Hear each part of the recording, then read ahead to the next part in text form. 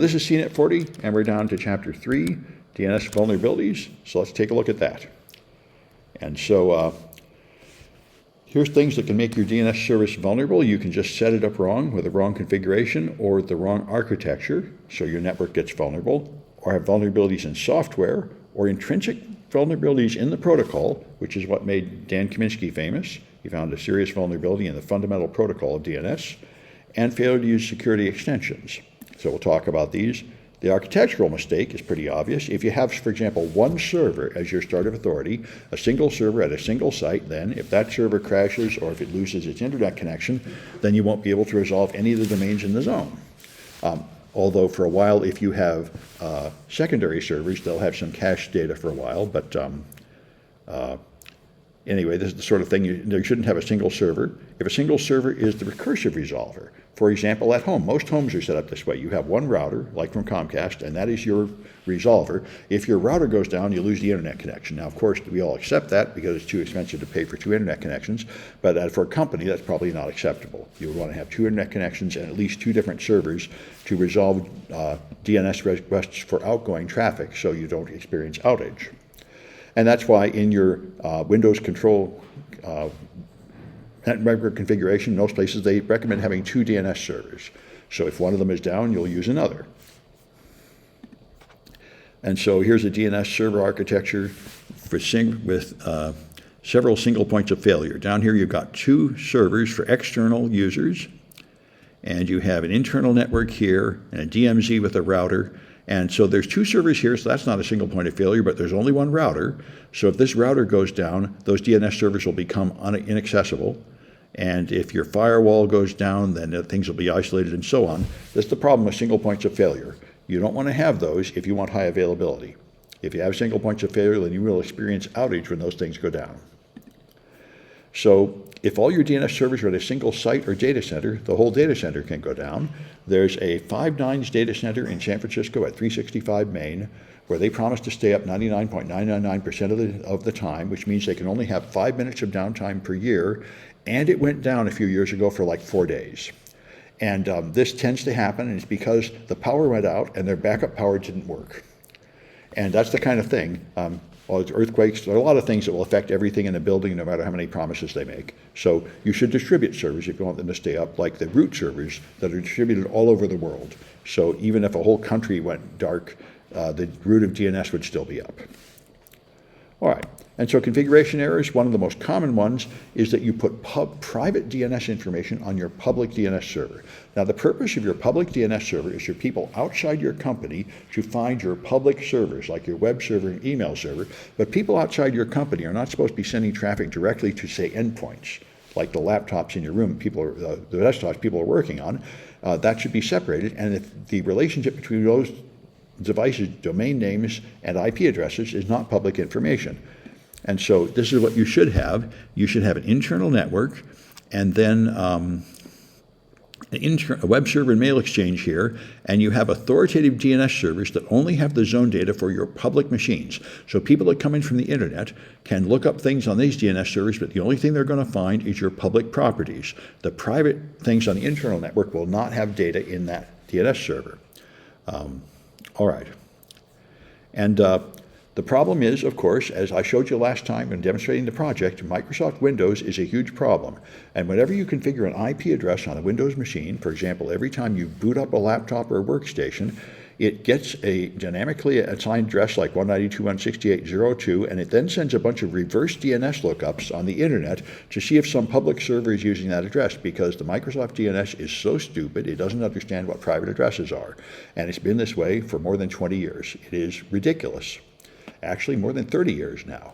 And so that advertises to the whole world with queries that go out on the public internet that are not encrypted what your private IP addresses are. It is pretty silly. Those are dynamic DNS updates, and they leak it to the internet. And as you saw last time, you can watch them go by in Wireshark. It is an exposure of internal information for no reason at all. And not only does it expose your internal information, it floods the internet with a huge amount of useless DNS requests. For every time a Windows machine boots up, it sends a bunch of these DNS requests, and a lot of Windows machines are booting up all the time, so they have to have special black hole servers on the internet just to get rid of all that useless traffic. So to fix this, as I showed you in the project, you can configure your local DNS servers not to make queries on the internet about private IP address ranges, which should, of course, be the default, and I don't know why it isn't. All right. Here's another thing. Your name servers don't all need to be recursive, and usually they shouldn't. You're authoritative. Now, a recursive server means that it will take a recursive request saying, you can ask your Comcast router, tell me where Yahoo is, and it doesn't know, but it will ask somebody else and find it and then pass the answer back to you. That's a recursive resolver, and that's appropriate for things like your home router that are helping you get out to the internet. But people that are coming from the outside into your company should not be asking about any addresses except your company. If they're trying to get into your company, they should only ask about yourcompany.com. And if they ask about something else, your authoritative service should not be recursive. You don't want to provide random DNS service to people surfing the web. You just want to help people find the machines inside your company. So that's the idea. Your authoritative service typically should not be recursive, only answer with what they know, and all they know is your company. The recursive resolvers are for outgoing traffic. All right. In fact, there are a lot of servers misconfigured on the internet providing recursive resolution when they don't need to, and that makes it available for abuse. So recursive DNS servers, if you do have them, everybody has them like at home. The reason why it's okay to have a recursive resolver at home is it can only reach it from inside your home. And that's what you do. If you put a recursive resolver on the internet because you're moving part of your infrastructure to the cloud, you should restrict it so only your machines can get to it. So not the whole world can use it. Now, if you want to make a recursive resolver that the whole world can use, there are a few of them out there, like 1111 and 8888 and 9999. There are a few companies like Google and Cloudflare that have chosen to provide a public recursive resolver so the whole world can have internet access. But if you do that, you have to put defenses on it because it can be used to perform attacks, and it'll take a lot of traffic, and so you have to filter it if you want to provide that service. You can test to see if resolvers are open. There's a dig that will do it here. This will tell you if resolvers are open. And I tested CCSF DNS servers a year or two ago, and they were all closed, as they should be. Your public resolvers that have the data about your domain should be just handling your domain and not just providing random DNS server for other servers on the internet. Another issue is zone transfers. Zone transfers are what copies the entire database of IP address name matches from a server over to another server, and you use it to set up a new server, but you shouldn't be allowing that to go to just anybody. This is an old error that used to be true of, I think, Windows DNS servers like 20 years ago. They had this on by default, so you could just copy the whole database from DNS servers. Almost everybody has blocked this these days. One exception was North Korea recently had in 2016, North Korea made the mistake of putting up a server which had zone transfers turned on to any IP address. Because, of course, the internet infrastructure in North Korea is, at least used to be pretty primitive, and I think it still is because most people don't have the internet at all. It's only used by the government and certain people. So they were behind in a lot of things. Anyway, let's try a Kahoot. Should have those. Here they are. 3A.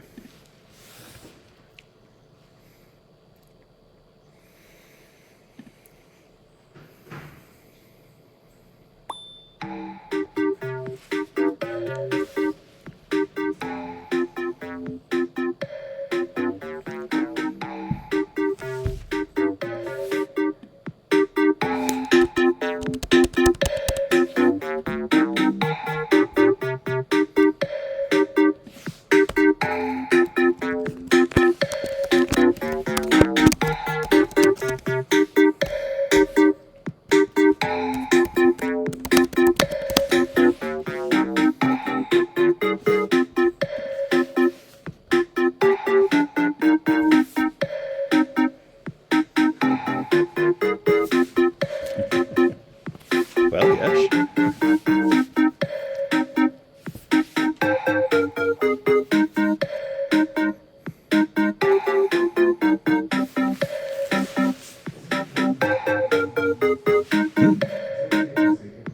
Is there what? I can't understand what you're saying. Is there what?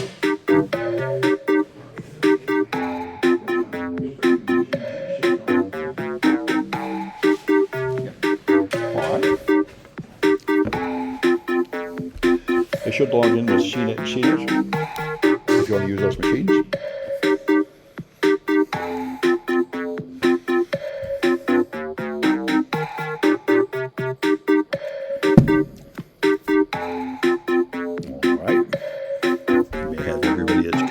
guess not. Okay, I'll wait a little bit longer.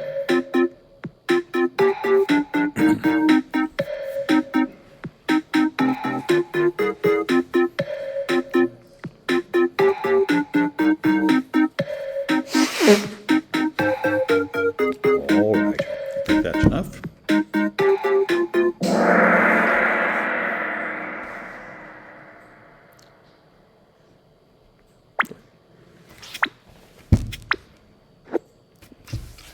All right, so which one of these can lead to denial of service?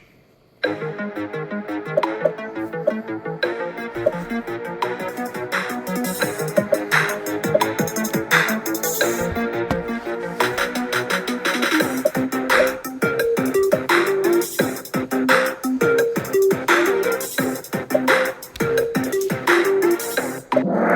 single point of failure, that's a net plus question, so that's the point. All right.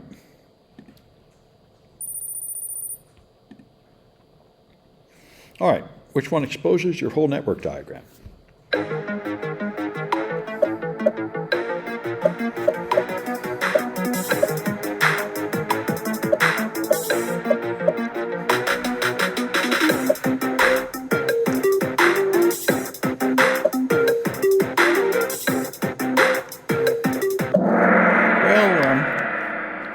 The one I originally thought was the best answer here is zone transfers, and I guess I'll stick with that. Now I'm a little more concerned about these. These don't easily leak all the information at once. A zone transfer gives you all the information on the DNS server, and then the question is, did you put information on a DNS server that you shouldn't? And unfortunately, that tends to happen automatically in Windows networks. But anyway, I'm not sure I love that question, but zone transfer is what I thought the best answer was when I wrote it. That's why these are extra credit. In some ways, these cahoots, I can argue, they're not as fair as they should be. Anyway, all right, what feature should never be active on a start of authority?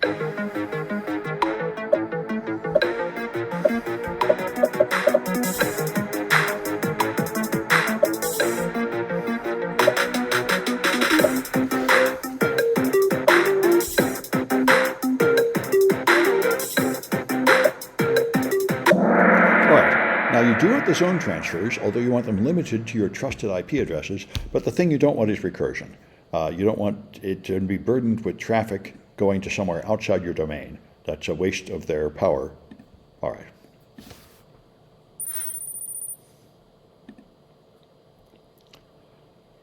And okay, what kind of server is a danger to other companies?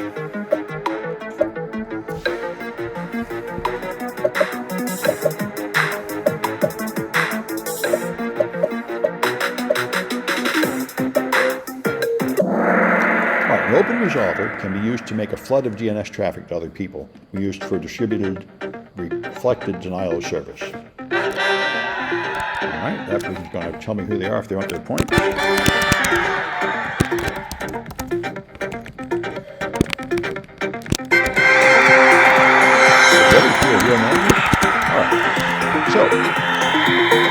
right, let me make a note.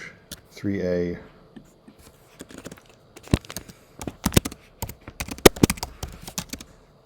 That's a question I'm going to fix there before I come back to it.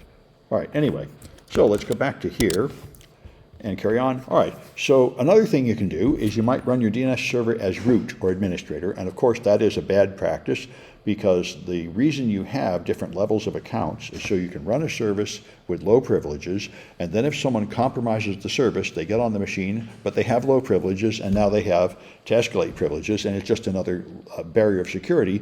This is why if you take the hacking classes and you do Hack the Box or Try Hack Me, they have two flags. One is the low privilege flag, and you get the second one after you escalate privileges to administrator or root, which is, this is something you learn to do as a pen tester, but it is another security barrier. That's the idea.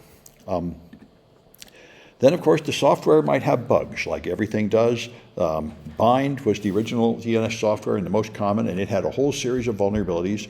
In modern years, it has less vulnerabilities and they're less serious, but nobody ever gets all the vulnerabilities out because, of course, everybody keeps adding more features. So when you add more features, you add more bugs. So there's just an endless list of vulnerabilities in all your software. So you have to keep putting on patches. In 2008, there was a really serious bind vulnerability where you could just inject code in a request. Using an IP address, you could put exploit code there. That's a simple one to understand, but there's always a lot of them. And then, of course, there's the most famous one, which led to the whole DNS protocol having a vulnerability that was found by Dan Kaminsky. So here's the issue of source port randomization. And here's the idea. Each DNS query has a transaction ID field. And the purpose here is so when I make a request, I label it with the transaction ID, and when I get a response, I can match the transaction ID to know which response goes with that query. And like almost all early internet protocols, this was designed for functionality, and they didn't really think about security. So what they're trying to do is sort the traffic. So 16 bits long for transaction ID, 65,000 possible values.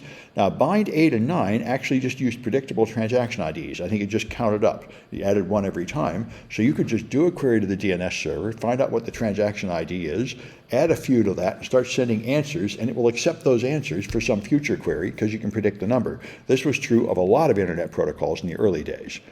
You can test this by just going into Wireshark, and you can make a column of transaction IDs and do a bunch of requests. And here you see this is a modern DNS server, so the transaction ID is now random. It's not orderly, just a random 16-bit number here. So that's good. However, here's how you can defeat it even if it's a random transaction ID. You run a domain like evil.com. You control the start of authority. Now you send the target an email that contains a link to server.evil.com.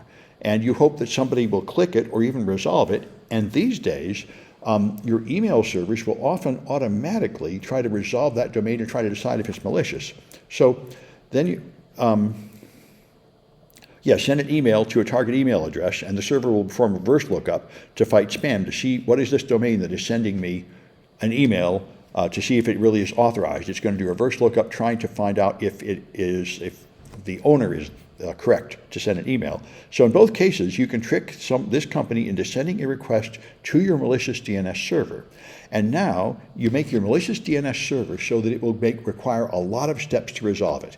You can make evil.com be a canonical name for another one and a canonical name for another, so it has to keep doing repeated requests. They'll say, oh, this is for that one, so now it'll have to do a request for www1, and then it'll have to do a request for www2. You can make a server that tried to ask you one question have to ask you many questions. And the point is, every one of these can come with an additional section in the response that can have a lot of extra information, that can have data where you're trying to guess the response to a different query. So I can make evil.com, and my evil.com can have an extra data section that says information, say, about yahoo.com. And if I'm able to guess the transaction ID, and the server recently asked about yahoo.com, I'll be able to poison the cache on that other server's data about yahoo.com by having the extra information attached to each of these. And so, first they thought that wouldn't matter because they thought I could only send one resolution and I'd have to guess one number out of 65,000. But by using tricks like this, I make one request turn into many requests, and Dan Kaminsky was able to set it up so he could guess 500 guesses from one query. And now you don't have to send too many of them before you'll get lucky and hit that 1 in 65,000. Here's another way to do it. You can have this evil.com have a start of authority there, and this delegate to another server and delegate to another server. So it's just another way where it tries to get a question, but then it says, oh, you have to ask somebody else. Oh, you have to ask somebody else. So you end up sending multiple requests to a malicious server, and that gives it multiple chances to guess the transaction ID. So this was the thing Dan Kaminsky found out. I used to have it at a hands-on project in this class, but they patched it in 2009 or so it's too out of date now. But that was the fundamental flaw. That was the protocol design weakness.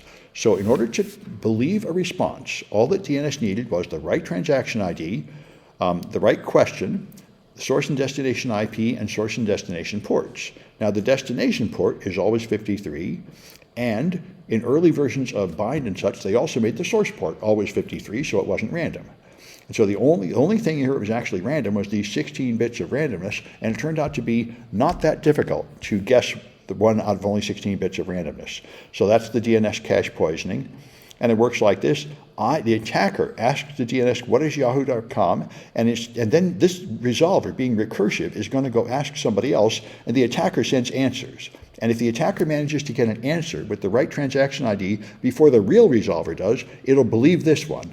and put the wrong information in the cache. And then when the real answer comes in, it will just ignore it because it's already got the answer to that question. So after the attacker has poisoned the cache, now everybody who goes to Yahoo will be told the wrong number. And you can poison a resolver used by a large internet provider like AT&T or Comcast, and you'll get a large portion of all the people in a whole city or whole region using it. So you could easily deflect a large portion of the internet traffic to the wrong location with this attack. And it isn't a bug, it's a feature. It's DNS working exactly as the specifications say it should work. So that's the Dimensky DNS attack. Details here showing it. But anyway, you're able to poison these resolvers and break the internet. You're given a lot of talks about it. Anyway, so people will get the wrong answer for a period of time, and you can keep poisoning the cache. You can deflect a lot of traffic to go to the wrong place. And so there's the consequences. If one Comcast customer views that page, all the others will be sent to the fake PayPal. And it might take as little as 10 seconds to poison it. There's some randomness involved. So it's pretty serious. And now they've updated all of the modern resolvers to randomize not only the transaction ID, but also randomize the source port. And now that means you have 32 bits of randomness, so this attack becomes very impractical. That was the short-term patch to block this specific attack. The long-term correct patch is to upgrade to DNS Sec, where even when you get a response, even if it has the right transaction ID and the right port, you also require it to have that cryptographic signature, which the attacker cannot forge. That's essentially the perfect solution, but it'll only work once everybody enforces DNS Sec. And that can only happen when all the DNS servers that you want to use are providing the DNSSEC records. And since the DNSSEC rollout has been very slow, everybody is not enforcing it yet. That's why it's kind of a problem. It's like so many things, like people want to move to a different social network, like they decide they hate Facebook. The problem is somebody can start something else, but it's not any fun until everybody else goes. It's no good unless everybody moves. And unless everybody moves to DNSSEC, nobody can enforce it, or you would lose access to all those domains that haven't turned it on yet. So it's a slow process. Another issue, by the way, is man-in-the-middle attacks. If you're able to put yourself in a privileged position, which you can easily do with ARP poisoning on a wireless network, you can make the traffic pass through you. Since DNS is not encrypted, the attacker can just read your request and totally find enough information to fake the information from the resolver. So I can trick you into going to the wrong place on a wireless network. I can take your request to the DNS resolver, which will go find the right address, but by the time it does that, I've already sent a lie to your host machine here, and you're going to believe it. So it's very easy to poison things here. And DNSSEC is not even ever intended to be used at this level. It's only going to be used between servers. So now another solution to that, by the way, is encrypted DNS. And there are several versions of that, but the most popular one is called DOE, DNS over HTTPS. That's now available in Firefox. I think they've added it to the latest version of Chrome. A lot of networks block it, including, I think, City College. But that is probably the answer, is your DNS queries will be encrypted over HTTPS, and then a man in the middle won't have enough information to forge them or manipulate them. Anyway, the other weakness of DNS is still here. Since it's a UDP-based protocol, the attacker can send a request and then get a large response going to the target. I can send a request with a forged from address, so the replies go to somebody else, and now I just have to find a small request with a large response, and those are pretty common. And that actually is made worse by DNSSEC, because DNSSEC adds these big signatures, so the response is even bigger. So you can multiply your ability to flood a target by a number like up to 50 or so, or even larger. And that's why I said, if you run an open DNS resolver, you have to prevent this. And the way you prevent it is you have to filter your incoming traffic and make sure you're not getting a lot of traffic repeated from the same source too many times and things like that.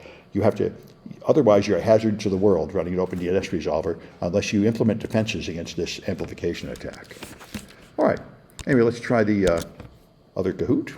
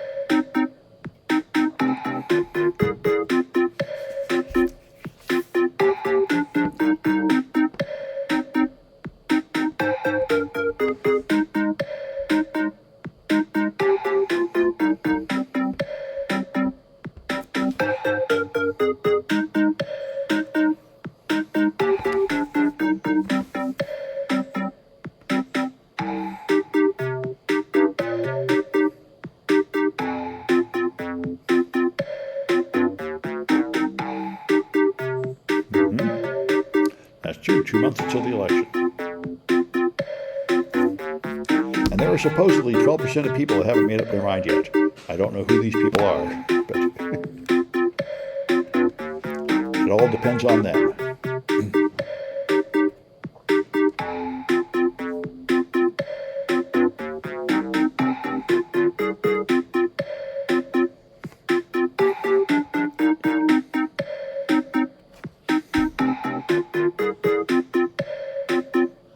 I'll wait a little bit longer.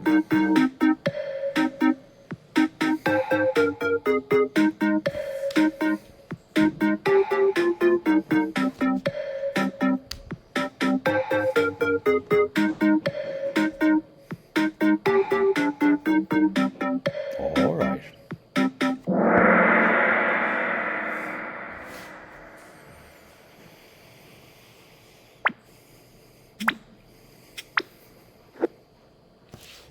All right, what weakness makes it more dangerous when your server gets hacked?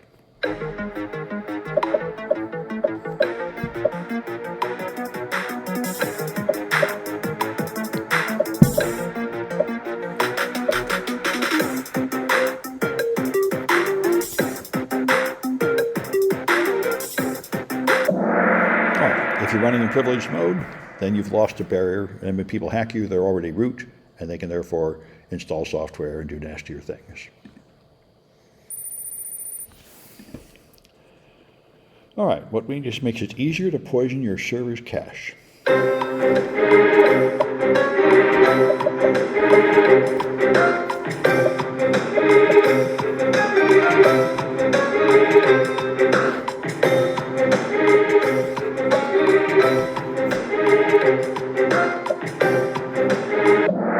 Yeah, a fixed source port. All right. What attack causes all the users of a server to see fake websites?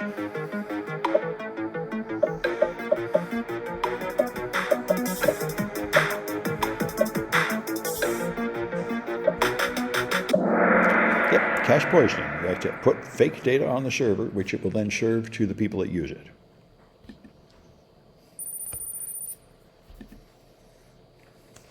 All right, what attack exposes information but does no immediate harm?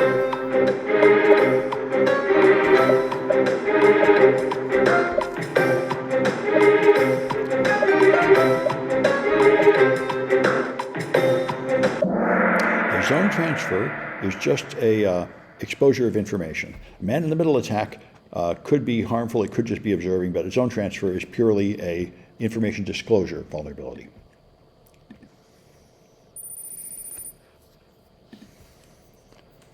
All right, what attack lowers availability but does not affect confidentiality or integrity?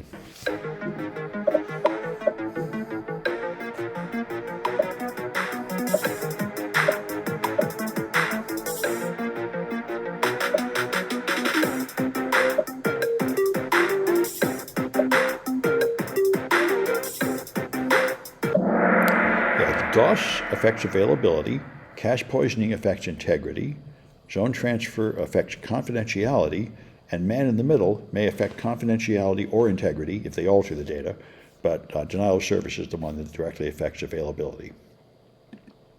Man-in-the-middle could affect availability too, I suppose. All right, what attack lowers integrity but does not affect confidentiality or availability?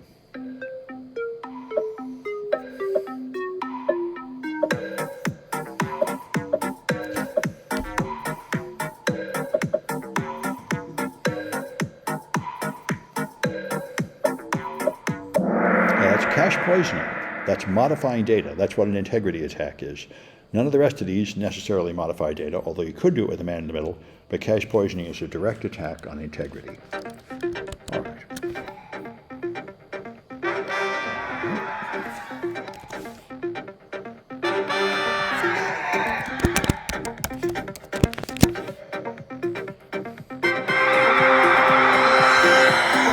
All right.